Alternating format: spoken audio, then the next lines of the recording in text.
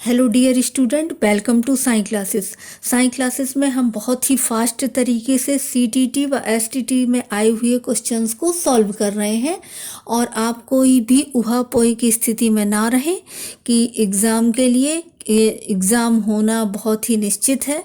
और अगर आपने तैयारी में थोड़ी सी भी ढील दी तो वो आपके लिए बहुत ही लॉस होगा उससे। तो आप अपनी तैयारी को एकदम बहुत ही एक्टिव रखें और कंटिन्यू रखें। चलिए स्टार्ट करते हैं। आपकी कक्षा में कुछ बच्चे हैं जो गलतियां करते हैं। इस परिस्थिति का आपके विश्लेषण के अनुसार इनमें से कौन सा कथन सर्वाधिक उपयुक्त है? बच्चों ने अभी तक संकल्पनात्मक स्पष्टता प्राप्त नहीं की है तथा आपको अपनी शिक्षण विधि पर चिंतन करने की आवश्यकता है। कक्षा परीक्षण में अच्छा प्रदर्शन करने में एक बच्चे की असफलता हमें इस विश्वास की तरफ ले जाती है कि पाठ्यक्रम, शिक्षण पद्धति तथा आकलन प्रक्रियाओं पर विचार करने की आवश्यकता है। निम्नलिखित में से कौन सी आकलन पद्धति विद्यार्थियों की सर्वोत्तम क्षमता को पोषित करेगी? जब संकल्पनात्मक परिवर्तन तथा विद्यार्थियों के वैकल्पिक समाधानों को आकलन की विभिन्न विधियों के द्वारा आकलित किया जाता है। वाइगोटस्की के अनुसार समीपस्थ विकास का क्षेत्र है बच्चे के द्वारा स्वतंत्र रूप से किए जा सकने वाले तथा सहायता के साथ करने वाले कार्य के बीच अंतर। समाजीकरण एक प्रक्रिया है मूल्यों, विश्वासों तथा अपेक्षाओं को अर्जित करने की। अनुसंधान से पता चला है कि विद्यालय में अनेक स्तरों पर विभेदीकरण पाया जाता है। उच्च प्राथमिक स्तर पर इनमें से कौन सा विभेदीकरण का उदाहरण नहीं है? बहुत से अध्यापक पढ़ाने के लिए केवल व्याख्यान विधि का प्रयोग करते हैं।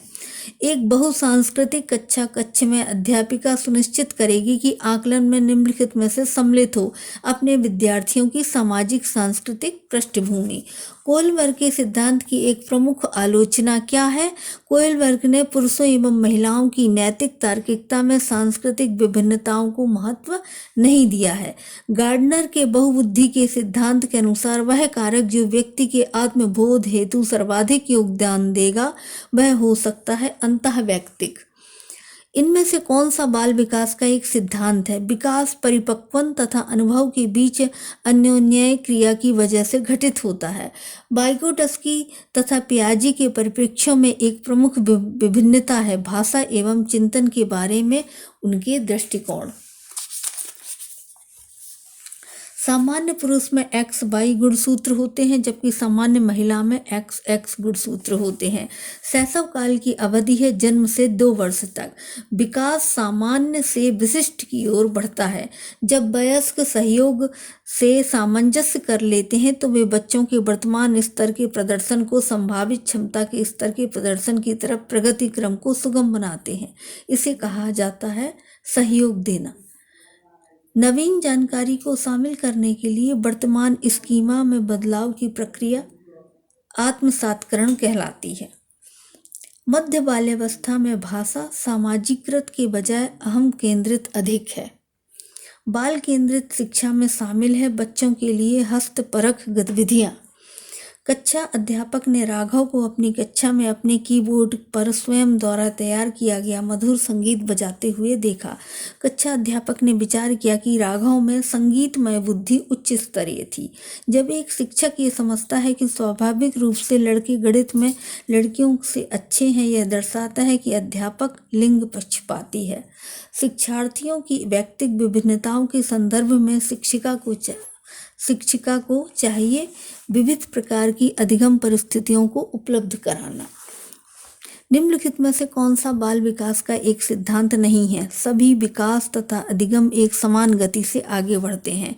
निम्नलिखित में से कौन सा आकलन करने का सर्वाधिक उपयुक्त तरीका है? आकलन शिक्षण अधिगम में अंतर्निहित प्रक्रिया है। बच्चे के बारे में निम्नलिखित कथनों में से किस कथन से वाइगोटस्की सहमत होते हैं? बच्चे समवयस्कों और वयस्कों के साथ सामाजिक अंतःक्रियाओं के माध्यम से सीखते हैं। बच्चे जिज्ञासु प्राणी होते हैं जो अपने चारों ओर के जगत को खोजने के लिए अपने ही तर्कों और क्षमताओं का उपयोग करते हैं। बच्चों की त्रुटियों के बारे में निम्नलिखित में से कौन सा कथन सत्य है?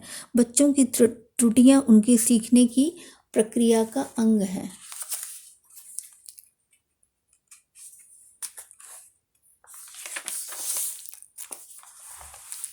भारत में भाषिक विभिन्नता बहुत है। इस संदर्भ में विशेषकर कक्षा 1 और कक्षा 2 के प्राथमिक स्तर पर बहुभाषिक कक्षाओं के बारे में सर्वाधिक उपयुक्त कथन है। शिक्षक को सभी भाषाओं का सम्मान करना चाहिए और सभी भाषाओं में अभिव्यक्ति के लिए बच्चों को प्रोत्साहित करना चाहिए। प्राकृतिक पोषण विवाद में प्रकृति से क्या अभिप्राय है? जैविकी विशिष्टताएं या वंशानुक्रम सूचनाएं? जनसंचार माध्यम समाजीकरण का एक महत्वपूर्ण माध्यम बनता जा रहा है। नीचे दिए गए कथनों में से कौन सा सबसे उपयुक्त कथन है? जनसंचार माध्यमों की पहुंच बढ़ रही है और जनसंचार माध्यम अभिवृत्तियों, मूल्यों और विश्वासों को प्रभावित करता है। निम्नलिखित में से कौन सा समाजीकरण का एक प्रमुख कारक है? परिवार। बच्चों को अपने अध्ययन में प्रयास करने हेतु प्रोत्साहित करने के लिए शिक्षकों को बच्चों को प्रेरित करने की आवश्यकता होती है। बहुविकल्पी प्रश्न बच्चों की सही उत्तर का प्रत्यास्मरण करने की योग्यता का आकलन करते हैं। समाजीकरण की प्रक्रिया में शामिल नहीं है अनुवांशिक संचरण। मानसिक संरचनाएं जो चिंतन के निर्माण प्रखंड है, इसके लिए पियाजे ने किस शब्द या पद का प्रयोग किया? स्कीमा अवधारणाएं। बायोगुडस्की के अनुसार बच्चे स्वयं से क्या बोलते हैं? बच्चे अपने कार्य को दिशा देने के लिए बोलते हैं। भारत में बहुत से बच्चे, विशेषकर लड़कियां, विद्यालय में आने से पहले और विद्यालय से वापस जाने के बाद घर का काम करते हैं। आपके विचार से इस संदर्भ में एक शिक्षिका को गृह कार्य के बारे में क्या करना चाहिए? शिक्षिका को ऐसे गृह कार्य देना चाहिए जो विद्यालय में कराए गए बच्चों के घरेलू जीवन से जुड़ता हो। एक प्रभावी कक्षा में बच्चे अपने अधिगम को सुगम बनाने के लिए मार्गदर्शन एवं सहयोग हेतु शिक्षक से सहायता लेते हैं।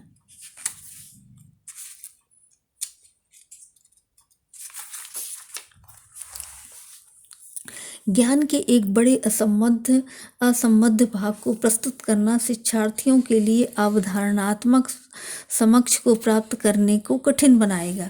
क्या बच्चे इसलिए भाषा अर्जित करते हैं क्योंकि उनमें आनुवंशिक रूप से ऐसा करने की पूर्व प्रवृत्ति होती है, या उनके माता पिता प्रारंभिक अवस्था से ही उन्हें गहन रूप से सिखाते हैं?